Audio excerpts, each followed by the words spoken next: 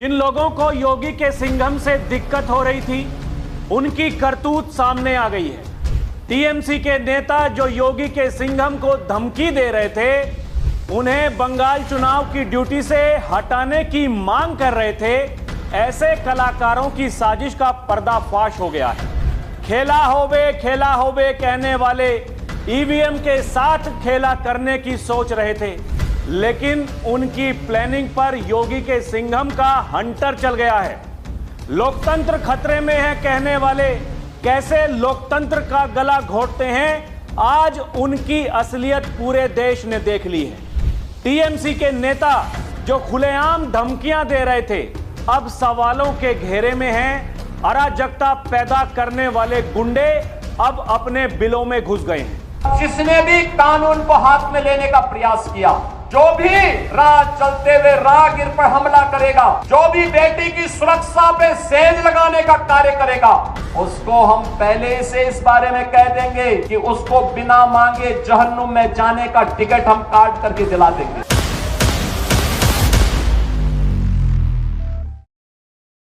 दर्शकों नमस्कार, DNP India देख रहे हैं आप, साथ हूं मैं आपके राहुल चौधरी। दर्शकों, कैसे लोगों का मूर्ख बनाया जाता है।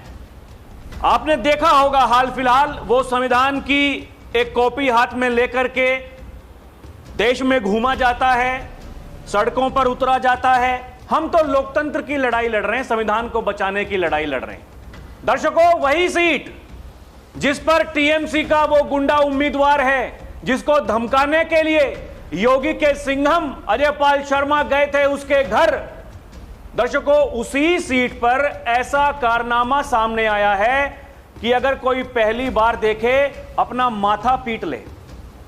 क्योंकि पोलिंग बूथ पर दर्शकों ईवीएम में जहां भारतीय जनता पार्टी का निशान था, उसके ऊपर टेप लगा रखी है, टेप, ताकि कोई बीजेपी का समर्थक वहां जाकर के अपना वोट ही देने ना पाए। अब आप समझिए बंगाल का चुनाव और वहां योगी के सिंघम जैसे अधिकारियों की जरूरत चुनाव आयोग को क्यों है। चुनाव आयोग बाहर अपना काम कर रहा है दर्शकों, जो सेंट्रल आर्म्ड पुलिस फोर्सेस हैं अपना काम कर रही हैं, जो ऑब्जर्वर बना करके अधिकारी भेजे हैं अपना काम कर रहे हैं। वो जो कलाकार वहां बूथ पर अंदर बैठ के जिन्होंने टेप लगा दी, वो सरकारी कर्मी, दर्शकों उनकी मंशाएं उनको समझिए। बंगाल में आज से पहले क्या होता था उसको समझिए। ये तो इस बार ये करतूत जो सामने आई है वो इसलिए क्योंकि घरों से निकाला जा रहा है वोटरों को।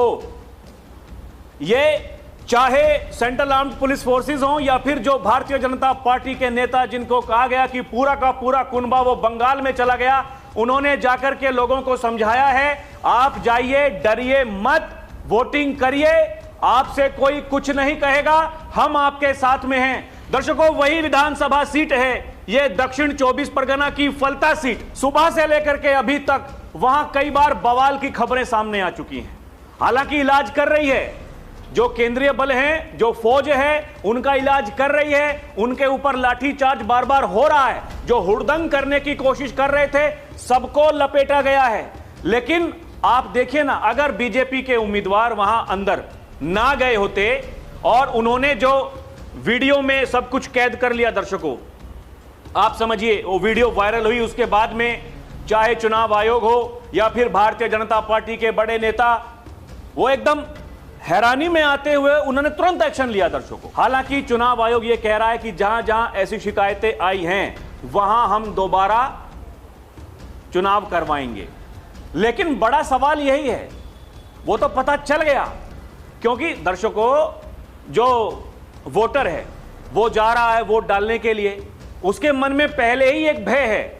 जैसे तैसे करके अपना मन मजबूत करके वो घर से निकला है, और जब वहां अंदर गया जाकर के देखा कि यहां तो बटन ही नहीं काम कर रहा है, उसके ऊपर टेप लगा दी है, और वहां मूर्खों की तरह जो वो अधिकारी बैठे हैं जो सत्ता के संरक्षण में काम करते हैं। दर्शकों, ये खेला होबे क्यों कहा जाता है आप समझिए ना, इसलिए कहा जाता है खेला होबे। भारतीय जनता पार्टी पिछले 5 वर्षों से वहां तैयारी कर रही है चुनाव लड़ने की, इसीलिए अब की बार 2.5 लाख से ज्यादा पुलिसकर्मी जो सेंट्रल आर्म्ड पुलिस फोर्स के कर्मी हैं दर्शकों, उनको वहां पर लगाया गया ताकि लोगों के मन से भय निकले, डर निकले। उसके बावजूद अगर ऐसे कारनामे सामने आ रहे हैं, और ये वो लोग हैं दर्शकों पिछले 2 दिनों से, जब से वो वीडियो अजय पाल शर्मा जो आईपीएस अधिकारी हैं उनका वायरल हुआ, ये पूरा का पूरा भानुमति का कुनबा, इनका आपस में कोई मतलब नहीं दर्शकों, कोई मतलब नहीं। लेकिन सोशल मीडिया पर इन्होंने ऐसा एक भ्रम चलाया, एक मुहिम चलाई, उस अधिकारी को वहां से हटा दो, वो धमकी दे रहा। अरे वो धमकी दे रहा है तो आप समझ जाइए वो किन लोगों को धमकी दे रहा है। अगर उसने कहा कि कायदे में रहोगे तो फायदे में रहोगे, क्या सोचकर उसने कहा होगा दर्शकों? क्या किसी ने यह कल्पना कभी करी? ये तो वही जमाने की याद दिलाता है जब आप बूथ पर जाते हैं, उससे पहले आपको यह पता चल जाता है कि आपका वोट किसी और ने डाल दिया, या फिर आपको अपने घरों में बंद करके घर से बाहर ही नहीं निकलने दिया जाता है। आप याद करिए दर्शकों, यह ईवीएम का जमाना है। लोग भारतीय जनता पार्टी पर यह आरोप लगाते हैं वो ईवीएम हैक करती है, ईवीएम के सहारे चुनाव जीतती है। आप ये बताइए, ये ईवीएम हैक उसका बटन बंद कर दिया दर्शकों, वो कौन लोग हैं? वो कौन लोग हैं? उनसे सवाल क्यों ना पूछे जाएं? वो लोग जो सुबह आते ही ये बड़ी बड़ी बातें कर रहे थे कि बंगाल में राफेल और लगा दो, आईएनएस जो युद्धपोत है वो भी लगा दो, इतने केंद्रीय बल वहां क्या जरूरत है? ये कितने आपने देखे होंगे दर्शकों, टीएमसी के नेता तो कह ही रहे हैं, और जो नमूने हैं जो गए वहां पर चुनाव प्रचार करने के लिए, उन्होंने भी जाकर के वही बात कही। वो कह रहे थे इतनी फौज वहां पर लगा दी है लोगों को डराने के लिए। अरे लोगों को डराने के लिए नहीं, उन गुंडों को डराने के लिए जिनके बारे में कहते हैं योगी आदित्यनाथ ये 4 तारीख के बाद में आपका पंचर लगाते हुए दिखाई देंगे, आपके लिए सड़कों पर झाड़ू लगाते हुए दिखाई देंगे, ये आपकी चाटुकारिता करते हुए दिखाई देंगे, जिनके बारे में कहते हैं देश के गृह मंत्री अमित शाह, इन गुंडों को आखिरी चेतावनी दे रहा हूं, नहीं तो इनको उल्टा लटका करके सीधा कर दूंगा। जिनके बारे में कहते हैं देश के प्रधानमंत्री नरेंद्र मोदी, ये कहीं पाताल में भी छुपे होंगे, उनको वहां से बाहर निकाला जाएगा, चुन चुनकर बदला लिया जाएगा। आप समझिए दर्शकों, बदला लेने की बात जब देश के गृह मंत्री करते हैं, प्रधानमंत्री करते हैं, वो उन गुंडों से करते हैं दर्शकों, देश की जनता जनार्दन से नहीं। देश की जनता जनार्दन दर्शकों, ये लोकतंत्र में उसको अधिकार है अपना मन जहां उसका करता है जाकर के वोट डाले, जहां जो पार्टी उसको अच्छी लगती है उस पार्टी को वोट दे, जो नेता उसको अच्छा लगता है उस नेता को वोट दे। लेकिन ये ऐसे कलाकार लोग हैं दर्शकों, ये धमकियां देते हैं, ये सड़क से लेकर के हाईकोर्ट तक, हाईकोर्ट से लेकर के सुप्रीम कोर्ट तक चले गए उस अधिकारी को हटाने के लिए। उसी सीट पर ऑब्जर्वर है दर्शकों, उसी सीट पर योगी आदित्यनाथ का सिंघम जिनको कहा जाता है, यही मीडिया रिपोर्ट में छप रहा है दर्शकों। इससे ज्यादा शर्मसार कर देने वाली घटना नहीं हो सकती है। ईवीएम में कमल के सिंबल के सामने वाले बटन को टेप से ढका गया, फलता में बीजेपी नेता ने लगाया आरोप। उसके बाद में जैसे ही ये वीडियो सामने आया दर्शकों, जो आईटी सेल के प्रमुख हैं अमित मालवीय, उन्होंने वो वीडियो शेयर करते हुए सोशल मीडिया पर लिखा और बताया कि कैसे ये लोग जो कह रहे थे, जो डिफेंड कर रहे थे किसको, वो जो जहांगीर खान है उनका गुंडा जिसको टिकट दिया है, उसको बचाने के लिए ये कैसे सड़कों पर उतरे हुए थे। ये उसी विधानसभा सीट के दृश्य हैं दर्शकों, जिस तरीके से लोगों को देखिए ना, मतलब आप जब मूर्ख नहीं बना सकते तो फिर आप क्या करिए, आप उनके सामने ऐसा ऑप्शन पेश कर दीजिए वो कुछ कर ही ना सके। वहां गए, वो बटन दब ही नहीं रहा, वो कैसे जिताएंगे अपने उम्मीदवार को, वो कैसे वोट देंगे अपने उम्मीदवार को। आप समझिए दर्शकों, ये बंगाल में क्या होता होगा आज से पहले, ये जो खेला होबे, यही मीडिया रिपोर्ट्स में छपा है दर्शकों। बंगाल वोटिंग में खेला होबे, ये फाल्ता में ईवीएम में बीजेपी सिंबल पर लगा टेप, खबर मिलते ही बूथों पर पहुंचे आईपीएस अजय पाल शर्मा। पश्चिम बंगाल में दूसरे फेज का मतदान लगातार जारी है। विधानसभा सीट जो ये फाल्ता है, वहां के जो बीजेपी उम्मीदवार हैं, उन्होंने ईवीएम में खराबी छेड़छाड़ का आरोप लगाया। कहा टीएमसी ने ईवीएम में छेड़छाड़ किया जिससे उनके पक्ष में वोट ना डलने पाए। वहां गए अधिकारी जाकर के जायजा लिया। दर्शकों देखिए, ये ऐसे अधिकारी अगर ना हो तो वहां कैसे काम चलेगा, आप मुझे बताइए ना। ये उन्होंने कहा कि ये टीएमसी ने जानबूझकर किया है, ये छेड़छाड़ जो की गई है ईवीएम के साथ में, ये इसलिए क्योंकि छेड़छाड़ की शिकायतों को लेकर आईपीएस अधिकारी अजय पाल शर्मा भी बूथों के निरीक्षण के लिए पहुंचे और इसी बीच ये सब कुछ सामने आया। दर्शकों, ये वही सीट है जहां पूरा का पूरा विवाद पिछले 2 दिन से चल रहा है। धमकियां दी जा रही हैं, उत्तर प्रदेश से घसीट करके लेकर के आएंगे, ये उत्तर प्रदेश से लाएंगे। दर्शकों देखिए, सोशल मीडिया पर अलग अलग मीडिया रिपोर्ट्स, लोग क्या लिख रहे हैं दर्शकों, ये भी जानना बड़ा आपको जरूरी है। कह रहे बंगाल से बड़ी खबर, ईवीएम में बीजेपी का बटन मिला ब्लॉक। ये वही सीट है दर्शकों जहां से जहांगीर खान टीएमसी उम्मीदवार है। टेप लगा दी कलाकारों ने। वरिष्ठ पत्रकार हैं सुशांत सिन्हा। दर्शकों ये क्या कहते हैं, सोचिए जरा कि 2 लाख से ज्यादा सेंट्रल फोर्स लगाने के बावजूद अगर ये हो रहा है, ईवीएम में बीजेपी कैंडिडेट के सामने वाले बटन को टेप से ढक दिया जा रहा है, तो जिन जगहों की तस्वीरें नहीं आ पा रही हैं वहां क्या हो रहा होगा। बाहर खुली धमकी लोगों के मन में भरी जा रही है और अंदर ये सब चल रहा है, क्या ही नतीजा आएगा।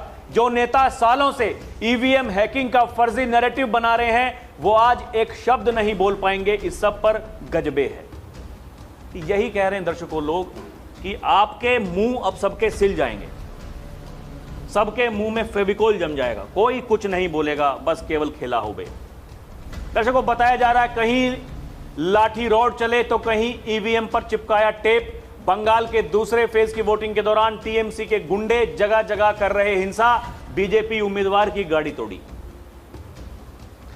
बताया जा रहा है, देखिए एक और मीडिया रिपोर्ट में छपा है, बंगाल में हिंसक झड़प के बीच 142 सीटों पर मतदान जारी है। इसी बीच टीएमसी के कार्यकर्ताओं ने आरजी कर पीड़िता की मां बीजेपी प्रत्याशी रत्ना देवनाथ का घेराव करते हुए भारी विरोध किया। हालांकि इस दौरान सुरक्षा कर्मियों ने स्थिति को संभाल लिया। आप समझिए दर्शकों, ये वही टीएमसी पार्टी जिसकी मुखिया ये कहती हैं लड़कियों को रात को बाहर नहीं निकलना चाहिए। जब इस तरह की घटनाएं, जैसे वो आरजी कर की घटना सामने आई थी दर्शकों, उस पर ये कुछ नहीं बोले, सब मौन। वहां के जो आरोपी थे उनको बचाने के लिए पूरी की पूरी टीम सामने आ गई। आज जब वो पीड़िता दर्शकों उसकी मां को जब टिकट दिया भारतीय जनता पार्टी ने, ये लोग उनका भी घेराव कर रहे हैं। आप समझिए, मानसिकता को समझिए, ये लोग कैसे इस देश की जनता को मूर्ख बनाते हैं। लेकिन दर्शकों चुनाव आयोग सतर्क है और ये ऐलान हो गया है, देखिए फलता सीट पर बड़ा फैसला, कई जगह दोबारा होंगे मतदान, कह दिया है। ये अलग अलग मीडिया रिपोर्ट्स में यही बताया जा रहा है कि बंगाल चुनाव आयुक्त का बयान आया है। उन्होंने कहा जहां जहां मशीन में टेपिंग हुई वहां फिर से रिकॉल किया जाएगा। आपको डरने की, घबराने की जरूरत है नहीं, अभी हम हैं। दर्शकों देखिए ये कैसे, मतलब ममता बनर्जी के भतीजे हैं अभिषेक बनर्जी, सांसद हैं, राष्ट्रीय महासचिव हैं, बड़े नेता हैं, और ये क्या कह रहे थे सुबह, बंगाल में केवल अब राफेल की तैनाती बाकी है। ये मीडिया रिपोर्ट में बताया गया दर्शकों। और भी कई सारे नेता हैं जो बोल चुके हैं, कई सारे नेता हैं इस बात को ये कह चुके, ये राफेल जेट की तैनाती ही बाकी रह गई थी। अभिषेक बनर्जी यही नहीं थमे, उन्होंने आगे व्यंग करते हुए कहा आईएनएस के युद्धपोत भी तैनात कर दिए जाते तो शायद और अच्छा होता। उन्होंने कहा जो सुरक्षा व्यवस्था बंगाल में की जा रही है उसे अगर सीमा पार के देशों के खिलाफ प्रयोग किया जाए तो अच्छा होगा। उन्होंने मुख्य चुनाव आयुक्त को भी निशाने पर लेते हुए कहा चाहे जितनी भी ताकत लगा दी जाए, टीएमसी इस बार पहले से भी ज्यादा सीटों के साथ जीत दर्ज करेगी। ये इनका दावा है। एक तरफ इनको घबराहट भी हो रही है दर्शकों, ये कह रहे हैं कि सीमा पार जो देश हैं उनसे लड़ने के लिए सेना का उपयोग होना चाहिए। दर्शकों वो सेना के जो पार वाले हैं उनको तो हम देख लेंगे, हमारी सेना ने कई बार देखा हुआ है, ये हमारे भारत की ताकत है, भारतीय सेना की ताकत है। जब जब वो दर्शकों जंग के मैदान में उतरे हैं तो सामने वाले वो भागे हैं, हमेशा डर के हारे हैं, डर के भागे हैं। लेकिन घूम फिर कर वही सवाल आता है दर्शकों, ये जो अंदर वाले जो हैं, ये इनका क्या किया जाए। देश के पहले सीडीएस जनरल बिपिन रावत कहा करते थे दर्शकों, भारत को हमेशा ढाई फ्रंट पर लड़ना पड़ेगा। ये ढाई फ्रंट वाले ये ऐसे ही लोग हैं दर्शकों। वहां की जनता को मूर्ख बना करके 2011 में सत्ता में आ गए। उसके बाद में वही गुंडा राज जो पहले चलता आ रहा था, जिसकी खिलाफत करके चुनाव लड़े, जीते, वहां की जनता ने जिता दिया। आज उस जनता के साथ में ये क्या कर रहे हैं दर्शकों। और देखिए ना, ये तो एकदम सेट पैटर्न है। मैं पहले भी कई बार ये कह चुका हूं, वहां 30 से 35% ऐसा वोटर है जो ममता दीदी को पता है ये उनका वोटर है, ये कहीं जाएगा नहीं। उसमें से ये मान करके चलिए 27 से 28% उन्हीं को वोट देगा, उन्हीं को वोट देगा। बाकी कितना बचा? सत्ता में आने के लिए आपको कितने वोट चाहिए? 15 से 20%। दूसरा समाज बहुसंख्यक वहां कितना है? 65 से 70%। कितने वोट चाहिए उनमें से आपको? 15 से 20% चाहिए। कुछ को डराओ, कुछ को धमकाओ, कुछ को ऐसा कर दो कि वो बूथ पर जाकर भी वहां अपना वोट ना डाल पाए। यही तो कलाकारी है। यही इसी कलाकारी से लंबे समय से सत्ता में है। उद्योग धंधे सब ठप हैं, पहचान का संकट है, नौजवानों को नौकरी है नहीं, पलायन करने को मजबूर हैं। सैंड माफिया, कैटल माफिया, सारे के सारे माफिया सत्ता के संरक्षण में पल रहे दर्शकों, ये सब वहां मौजूद हैं। पूरा प्रोग्राम एकदम सेट है। लेकिन पता नहीं दर्शकों, देखिए लोग निकले तो हैं, भीड़ तो बहुत है। बताया जा रहा है कि जैसे वो निकलते हैं भाई साहब जिनका केवल एक ही उद्देश्य है, बीजेपी को हराना, जैसे वो भाईजान निकले हैं, ठीक वैसे ही जो दूसरा वोटर है दर्शकों, वो भी अपने घरों से निकला है। अब उसने किसको वोट दिया है, ये बताने वाली बात है दर्शकों। हालांकि बता भी रहे हैं, प्रधानमंत्री नरेंद्र मोदी ने आज ही कहा बंगाल में भारी मतदान हो रहा है, ये एक संकेत है कि वहां परिवर्तन होने वाला है। 4 तारीख को हम इतिहास लिखेंगे। ये जो बातें हैं, देखिए प्रधानमंत्री एकदम कॉन्फिडेंट हैं, गृह मंत्री कॉन्फिडेंट हैं, योगी आदित्यनाथ एकदम कॉन्फिडेंट हैं। वो ये कह रहे हैं झाड़ू लगवाएंगे, पंचर लगवाएंगे। लेकिन दर्शकों कुछ भी हो सकता है। ये ऐसी घटना जब सामने आए, आप बताइए ना क्या करें, क्या कर लेंगे। उनको पता है, उनको लग रहा है कि हमारा वोटर जा रहा है, वोट जाएगा, दे करके आएगा। वहां जो बाहर बैठे हैं उनके कार्यकर्ता, जो बूथ एजेंट हैं दर्शकों, वो कोई गया, जैसे राहुल चौधरी अगर गया वोट डालने के लिए, मेरा वहां वोट है, मेरे नाम के आगे टिक लग जाएगा, हां राहुल चौधरी ने वोट डाल दिया। अंदर गया, वहां डाल ही नहीं पाया वोट। आप समझिए, वो वोट उसका काउंट हो गया, लेकिन वोट डला नहीं। पता नहीं ये कलाकारी कितनी जगहों पर हुई होगी। अगर केवल वहीं तक सीमित है तो बहुत अच्छी बात है। अगर केवल वहीं की खबर सामने आई है तो दुर्भाग्य है। यह समझना ही पड़ेगा दर्शकों। ये लोग हाई कोर्ट पहुंचे कल, उसके बाद में रात को सुप्रीम कोर्ट भी पहुंच गए। इनको वहां से भी झटका लगा जब कलकत्ता हाई कोर्ट से आईपीएस अजय पाल शर्मा को बड़ी राहत मिली। कलकत्ता हाई कोर्ट ने मंगलवार को कहा कि वो 29 अप्रैल तक चुनाव ड्यूटी पर तैनात किसी भी अधिकारी के सामने कोई आदेश जारी नहीं करेगा। जब पश्चिम बंगाल विधानसभा चुनाव का दूसरा चरण होना है, उस समय एक याचिका वहां दी जाती है, उनको ड्यूटी से हटा दिया जाए। वहां उन्होंने मना कर दिया, हम हस्तक्षेप करेंगे नहीं। ये लोग सुप्रीम कोर्ट पहुंच गए दर्शकों। रात को supreme court, IPS Ajay Pal Sharma को हटाइए। बंगाल चुनाव की सेकंड फेज की वोटिंग से पहले सुप्रीम कोर्ट में की गई ये बड़ी मांग, यही मीडिया रिपोर्ट में छपा बताया गया। याचिकाकर्ता ने सुप्रीम कोर्ट में अनुच्छेद 32 के तहत एक रिट याचिका सिविल ई फाइल की। याचिका में अदालत ने इस मामले पर तत्काल सुनवाई की गुहार लगाई।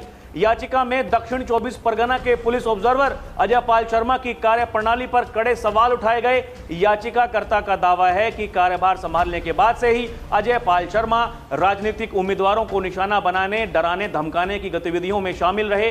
दर्शकों, ये डराने धमकाने के बाद में ऐसा कांड हो गया, बताइए। ना डराते ना धमकाते तो क्या ही होता। और फिर भी पूरा का पूरा कुनबा दर्शकों वो इस अधिकारी को टारगेट कर रहा है, अभी भी कर रहा है। भरपूर प्रयास कर लिया, कैसे ना कैसे करके उसको हटाया जाए, लेकिन हटवा नहीं पाए। लेकिन कोशिशें तो जारी हैं। अगर ऐसे काम नहीं बनता है तो फिर एक अलग रास्ता अपनाया जाए। आप समझिए, ये कोई छोटी बात नहीं है दर्शकों।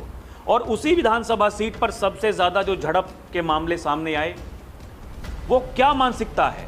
अगर वो जहांगीर खान ये धमकी दे रहा था कि खेला तुमने शुरू किया है, खत्म हम करेंगे, तुम सिंघम हो तो हम पुष्पा हैं, ये इस तरह की भाषा आप समझिए खुलेआम वो जब धमकी इस तरह की दे सकते हैं दर्शकों, तो फिर जो उनके चेले चपाटे हैं और भाड़े के टट्टू हैं वो कैसे काम करते होंगे।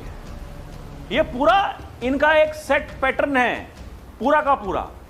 लेकिन इस बार उस पर हंटर चला तो इन्हें दिक्कत होनी शुरू हो गई। इन्होंने पता नहीं क्या क्या कहना शुरू कर दिया।